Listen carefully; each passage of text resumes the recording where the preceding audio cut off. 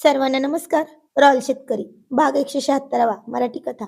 यापूर्वीचे सर्व भाग प्लेलिस्टमध्ये उपलब्ध आहेत. कृपया ते पाहण्यासाठी आपल्या चॅनलला नक्की भेट द्या. तर चला वळूयात कथेकडे. आजचा भाग कसा वाटला ते कमेंटमध्ये नक्की सांगायचं आहे. चला. काल रात्रीची या धुंदीची नशा उतरून दुपार व्हायला आली होती. शिवम आणि अतुल वाड्याच्या पडवीत बसून सुटकेचा श्वास घेत होते. बघितलंस ना अतुल, आपल्या बहिणीची बुद्धी. काय कडक वनस्पतीची गोष्ट रचली रे. आबासाहेब पार विरघळून गेले आणि विसरूनच गेले. शिवम डोके चोळत हसत म्हणाला, हो ना शिवम, वहिनी नसती तर आज आबासाहेबांनी आपल्या पाठीवर काठीची नक्षी काढली असती बरं का. अतुलने पेरू खात उत्तर दिलं. दोघेही हुश्य करत होते. तेवढ्यात वाड्याच्या मोठ्या दारातून आबासाहेब आत शिरले. पण आज त्यांच्या चालण्यात वेगळाच कडकपणा होता. चेहऱ्यावरचे भाव कमालीचे गंभीर होते आणि हातातली काठी नेहमीपेक्षा जास्त जोरात जमिनीवर आपटत होती, खटक खटक करून. आबासाहेबांच्या मागे शेजारच्या गावचे सरपंच तात्या खळखळून हसत चालले होते. आबासाहेब म्हणाले, या या तात्या, बसा ओसरीवर. आबासाहेबांचा आवाज एवढा थंड होता की शिवम आणि अतुलच्या पाठीतून एकदम थंड वीजच धावली. आबासाहेब आराम खुर्चीवर बसले आणि त्यांनी तात्यांकडे पाहिलं. तात्या, जरा आमच्या पोरांना पण सांगा बरं, तुम्ही मगाशी शेतात मला त्या वनस्पतीबद्दल काय सांगत होता. तात्यांनी तोंडातला विडा थुंकला आणि मोठ्याने हसले. अहो आबासाहेब, मी काय म्हणतोय, तुमच्या सुनेनी गोठ्यातल्या त्या ज्या विषारी वनस्पतीची गोष्ट सांगितली ना, तसली वनस्पती अख्ख्या महाराष्ट्रात काय अख्ख्या जगात कुठेच अस्तित्वात नाही हो.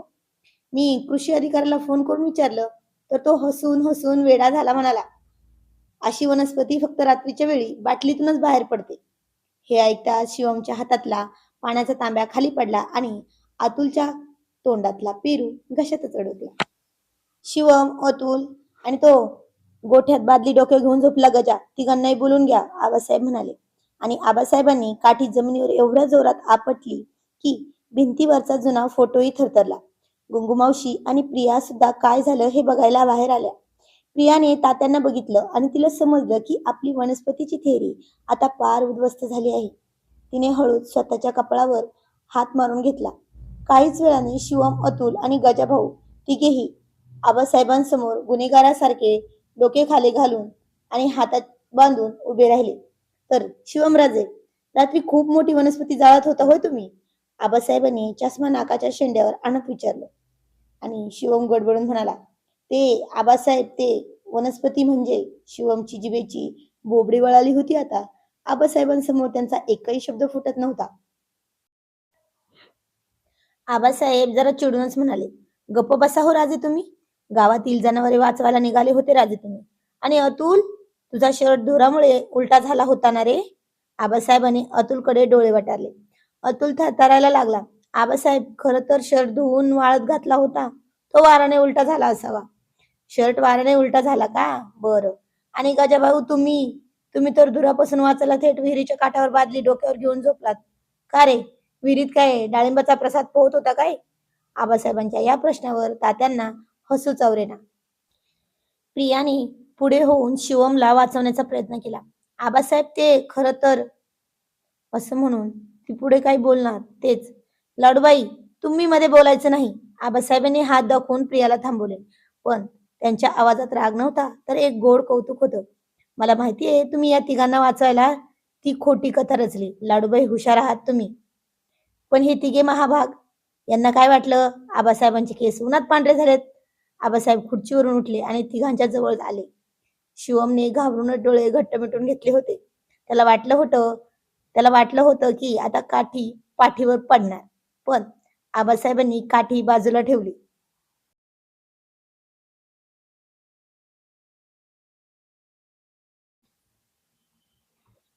अरे मूर्खांनो, पल्लवीला मुलगा झाला, घरात एवढा मोठा आनंद झाला, मग आबासाहेबांना लपून मागच्या पडवीत अंधारात बसायची काय गरज होती. आबासाहेबांनी विचारलं. म्हणजे आबासाहेब, तुम्ही रागावला नाही. अतुलने हळूच एक डोळा उघडून विचारलं. रागावलो नाही म्हणजे काय, लायकी काढणार आहे तुमची. आबासाहेब कडक झाले. घरात एवढा मोठा सण आहे आणि तुम्ही लपून छपून घेता होय. जर घ्यायचीच होती तर वाड्याच्या ओसरीत बसून उजेडात छाती ठोकून घ्यायची ना. ही रॉयल टोळी काय चोर आहे होय, जे अंधारात लपून छपून काम करणार. शिवम आणि अतुलने आश्चर्याने एकमेकांना. पण आबासाहेब, आम्हाला वाटलं तुम्ही ओरडाल. शिवम म्हणाला. ओरडणार तर आहेच, कारण तुम्ही लपून घेतलात. आणि तो गुन्हा नाही, तर ती घेतल्यानंतर सुधारायची सोडून सुनबाईंच्या पदरामागे लपलात.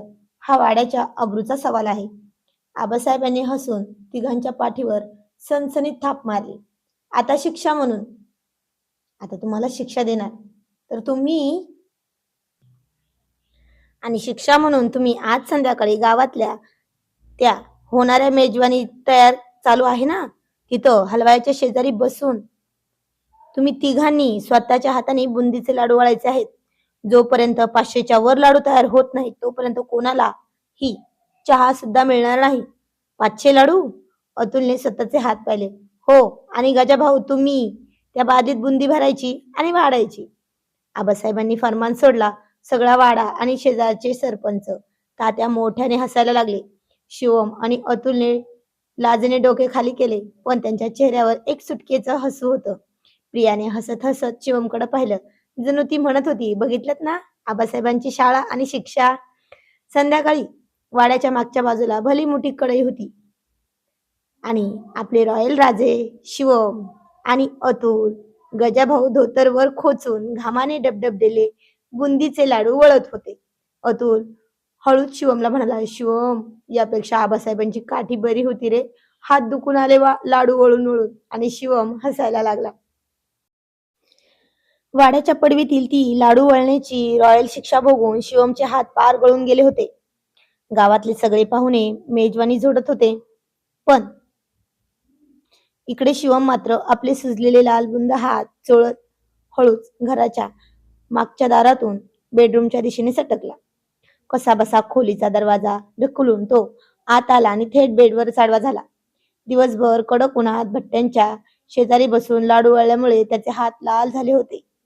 तेवढ्यात खोलीचा दरवाजा हळूच उघडला गेला आणि प्रिया आत आली. तिच्या हातात पाण्याचा ग्लास होता.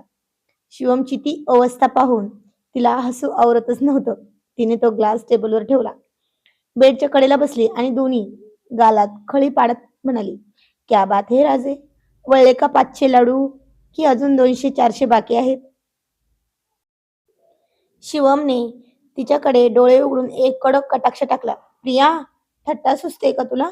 तिथे त्या हलवायच्या शेजारी बसून माझे हात पार दुखून आलेत आणि तू बाहेर ओसरीत उभी राहून आबासाहेबांसोबत माझ्यावर हसत होतीस ना? स्वतःच्या नवऱ्याची एवढी मोठी फजिती बघताना तुला काहीच का नाही वाटलं ग? प्रियाने पुन्हा एकदा तोंड दाबून गालातल्या गालात हसून उत्तर दिलं. तिला असं हसताना बघून शिवमचा पार तिळपापड होत होता आणि तो एकदम चिडून म्हणाला, प्रिया हसू नकोस की ग, माझा मूड जातोय हा. आधीच त्या अतुलमुळे आबासाहेबांनी माझी एवढी मोठी शाळा घेतली. त्यात तू सकाळी माझ्या अंगावर कडक थंड पाणी उडवून ट्रीटमेंट देत होतीस आणि आता इथे येऊन पण हसतेस का? हसू नकोस की ग, शांत बस. प्रियाने तिचे ओठ दाबून हसू रोखण्याचा प्रयत्न केला, पण शिवमचा तो गोरामोरा झालेला चेहरा बघून तिचे डोळे मिश्किलपणे चमकतच होते. प्रिया अजूनही आपल्याला चिडवते हे बघून शिवमच्या डोक्यात काहीतरी वेगळाच प्लॅन शिजला. तो हळूच बेडवरून उठून बसला. त्याच्या चेहऱ्यावरचे थकलेले भाव एका सेकंदात गायब झाले आणि तिथे एक खोडकर रॉयल हसू उमटलं. अच्छा, म्हणजे तुला खूप मजा येत होती होय?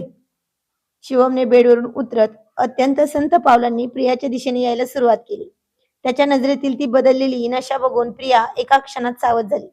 तिने मागे सरकण्याचा प्रयत्न केला आणि म्हणाली, अहो, काय करताय? मागे व्हा, कुणीतरी येईल बाहेरून. येऊ दे ना, हा वाडा माझा आहे, ही टोळी माझी आहे आणि आता या खोलीतली ही प्रिया सुद्धा माझीच आहे. शिवमने काल रात्रीचाच त्याचा तो गाजलेला डायलॉग अगदी हुबेहूब, पण यावेळी पूर्ण शुद्धीत आणि अत्यंत रोमॅन्टिक आवाजात म्हणाला.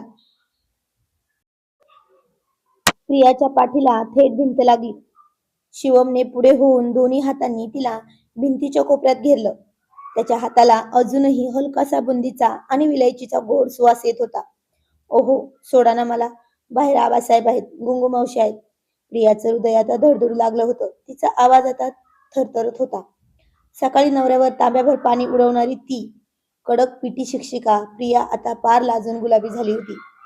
सकाळी तर तू खूप मोठ्या मोठ्या गप्पा मारत होतीस ना, आबासाहेबांच्या समोर माझी शाळा भरून झाली, आता या बंद खोलीत माझी शाळा सुरू होणार. आणि आज तुझं काही खरं नाही प्रिया. शिवमने तिचा चेहरा आपल्या हाताच्या बोटाने हलकेच वर उचलला. मी मी तर तुम्हाला आबासाहेबांच्या काठीपासून वाचवलं होतं. प्रियाने नजर चोरत त्याच्या छातीवर आपले हात टेकून त्याला मागे ढकलण्याचा केविलवाना प्रयत्न केला. तेव्हा वाचवलंस म्हणून तर आता स्पेशल ट्रीटमेंट. शिवमने हसून तिच्या कानाजवळ जाऊन कुजबुजलं. त्याच्या श्वासांची ऊब प्रियाच्या गालावर जाणवत होती. तिने लाजेने आपले डोळे घट्ट मिटून घेतले. दिवसभराचा सगळा थकवा, आबासाहेबांची ती कडक शिक्षा आणि लाडू वळण्याचे कष्ट, दोघांच्या या एका गोड क्षणात पार विरघळून गेले होते ते. बाहेर अंगणात मेजवानीचा जल्लोष चालू होता आणि वाड्याच्या एका खोलीत रॉयल राजा आणि त्याची राणी यांच्यात एक वेगळाच अबोल संवाद रंगला होता. त्या रूमच्या मंद प्रकाशात प्रिया त्याच्या डोळ्यात डोळे घालून त्याच्या गळ्यात हात टाकून शिवमला अगदी जवळ ओढून घेत म्हणाली, अहो ऐकलत का? तर तो तिच्या केसांशी खेळत म्हणला, बोला ना राणी सरकार, मी तुमचं ऐकण्यासाठीच आहे, पण तुम्ही कुठं माझं ऐकता? तर ती हसून म्हणाली, मी सगळं ऐकते की तुमचं, मी कधी ऐकलं नाही. तो म्हणाला, हो का? मग मी ते आपल्या अजून एका मुलाच्या सोबतीचं बोललो होतो त्याचं काय झालं? तर ती म्हणाली, शी, निर्लज्ज आहात का हो? अहो आता बस की, 2 जुळं मुली झाल्यात आपल्याला. अजून पण हवं आहे का? तो म्हणाला, हो, आता काय? नाहीच म्हणशील आणि नाहीच बोलशील. पाटलीनबाई झाली आहेस ना? मग असं म्हणून त्यानेच तोंड फुगवून घेतलं. शिवमने पार कोपऱ्यात जाऊन हात बांधून भलं मोठं तोंड फुगवलं. प्रिया त्याला समजवायला पुढे आली. अहो, अहो ऐका तर. काही ऐकायचं नाहीये मला. या वाड्याच्या शहेनशाचा घोर अपमान झाला इथे. शिवम एकदम शिवमचा एकदम इगो पेटला होता. त्याने रागाच्या भरात बेडवरची स्वतःची उशी उचलली, पांघरुणाची चादर हातात घेतली आणि प्रियेकडे एक कडकडीत रॉयल लुक टाकत म्हणाला, आजपासून आमचा मुक्काम या खोलीत नाही. आम्ही चाललो बाहेर. आणि चक्क आपले रॉयल राजे उशी चादर घेऊन बेडरूम सोडून तरा तरा बाहेर निघून आलेले. प्रिया मागे उभी राहून कपाळावर हात मारून घेत म्हणाली, तिला वाटलं होतं हा हॉल मधल्या सोफ्यावर झोपेल, पण आपला राजे स्वभावाने हट्टी सोफ्यावर झोपलेलं आबासाहेबांना दिसेल या भीतीने शिवम थेट वाड्याच्या मागच्या पडवीत, जिथे सकाळी लाडू वळले होते, तिथे एका चटईवर जाऊन झोपला. सकाळी 7 वाजले होते. पडवीत रात्रभर डासांनी शिवमला विशेष वनस्पतीपेक्षाही कडक ट्रीटमेंट दिली होती. त्यात चटईवर झोपलेल्यामुळे त्याची मान पार एका बाजूला कडक झाली होती. मान डाव्या बाजूला 90 अंशात वाकडी धरून शिवम वैतागलेल्या चेहऱ्याने किचनमध्ये आला. प्रिया तिथे सकाळी सकाळी चहा बनवत होती. तिने शिवमकडे पाहिलं आणि त्याची ती वाकडी मान आणि सुजलेला चेहरा बघून तिला हसू आवरत नव्हतं. तिने ओठ चावून कसाबसा आपलं हसू दाबून धरलं आणि दुधाचा ग्लास त्याच्या समोर धरत अगदी प्रेमाने म्हणाली, घ्या राजे, तुमचं स्पेशल इलायची दूध. शिवमने आपली वाकडी मान तशीच ठेवून तोंड फिरवलं. ठेव तिथेच, आम्हाला नाही पाहिजे दूध, त्यापेक्षा आम्ही उपाशीच बरे. आमच्या शब्दाला किंमत नाही या वाड्यात. आम्ही आमच्या राणी सरकारवर जीवापाड प्रेम करतो आणि त्या आमचं ऐकत नाहीत. राहू देत. प्रिया त्याच्या जवळ आली आणि त्याची कडक झालेली मान सरळ करण्याचा प्रयत्न करत म्हणाली, अहो असं काय करताय? रात्री उगाच तुम्ही अति शहाणपणा करून बाहेर जाऊन झोपलात ना? डास चावलेत ना? चावले का नाही रात्री? डास काय, वाघ चावला तरी चालेल, पण या मनाला लागलेली जखम कशी भरणार? शिवने मान न हलवता फक्त डोळे फिरवले. तेवढ्यात अतुल वाड्याच्या बाहेरून किचनमध्ये शिरला. शिवमची ती 90 अंशात वाकलेली मान बघून तो जोरात ओरडला, अय्या शिव, तुझ्या मानेला काय झालं रे? त्या रात्री वनस्पतीच्या धुरामुळे मान कायमची पॅरालाइज झाली की काय तुझी? तू ग बस रे अतुल, आधीच डोक्याला ताप आहे. शिवम वाकड्या मानेने त्याच्यावरच डापरलं. प्रियाने अतुलला डोळ्यानेच खून केले, की तुम्ही बाहेर जा, नाहीतरी आणखीन चिडते. अतुल काहीतरी भयंकर राडा झालाय हे ओळखून तोंडात पेरू टाकत तिथून सटकला. आता किचनमध्ये पुन्हा ते दोघे चोरले. प्रियाने चहाचा कप ओट्यावर ठेवला. ती हळूच शिवमच्या अगदी जवळ आली. तिने स्वतःचे दोन्ही कान पकडले, डोळे एकदम निरागस केले आणि आपले ते अश्रू पडणारे दोन्ही गाल फुगवून शिवमच्या डोळ्यात पाहत म्हणली, बरं बाबा, सॉरी, पुन्हा नाही असं करणार आणि असं म्हणणार.